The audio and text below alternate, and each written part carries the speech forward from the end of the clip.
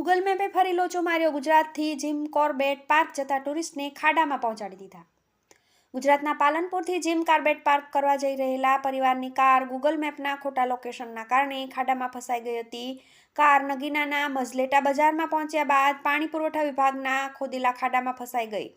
બાદમાં લગભગ 1 કલાકની જહેમત બાદ સ્થાનિકોએ કારને ખાડામાંથી બહાર કાઢી હતી. ત્યારબાદ સ્થાનિક લોકો દ્વારા તેઓને હરિદ્વાર કાશીપુર હાઈવે પહોંચાડી નૈનીતાલ જવા માટે રવાના કર્યા હતા.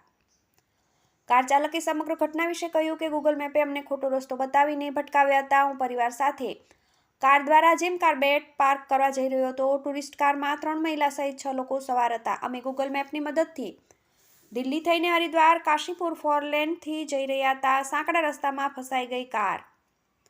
નગીના બાયપાસથી ગૂગલ મેપ દ્વારા ખોટો રસ્તો બતાવવાના કારણે તેમની કાર મંગળવારે બપોરે 2 વાગ્યે નગીનામાં મહોલ્લા મઝલેટા બજાર પહોંચી ગઈ. આ દરમિયાન તેઓની કાર પાણી પુરવઠા વિભાગ દ્વારા ખોદકામ કરાયું હતું તેવા સાંકડા રસ્તામાં ફસાઈ ગઈ. લગભગ 1 કલાક સુધી પરિવાર પરેશાન થયો અને બાદમાં સ્થાનિકોની મદદથી કારને બહાર કાઢવામાં આવી. ધીમે ધીમે કારને બજારની બહાર કાઢવામાં આવી અને બાદમાં સ્થાનિક લોકોએ તેઓને હરિદ્વાર કાશીપુર હાઈવે સુધી પહોંચાડવામાં મદદ કરી.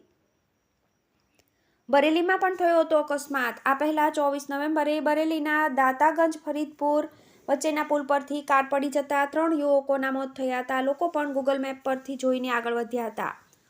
ફરુખાબાદના નીતિન અજીત અમિત ગૂગલ મેપની મદદથી કારમાં ફરીદપુર બરેલી જઈ રહ્યા હતા. મુડા ગામ પાસે રામગંગા પર અધૂરા પુલને કારણે રસ્તો બંધ હતો, છતાં તે નકશામાં સરળ દેખાતો હતો. ત્યાંની ઈંટની દિવાલ પણ કેટલાક ગ્રામજનો દ્વારા તોડી પાડવામાં આવી હતી. આ વાતથી અજાણ યુવક આગળ વધી ગયો હતો અને પૂરપાટ ઝડપે આવતી કાર બ્રિજ પરથી પડી જતા ત્રણેયના મોત થયા હતા. જોકે આ વિશે ઘણા પુલ પર યોગ્ય ચેતવણી સાથે તેને બંધ ન કરવાની બાબતે સત્તાધીશોને પણ જવાબદાર ગણાવી રહ્યા છે.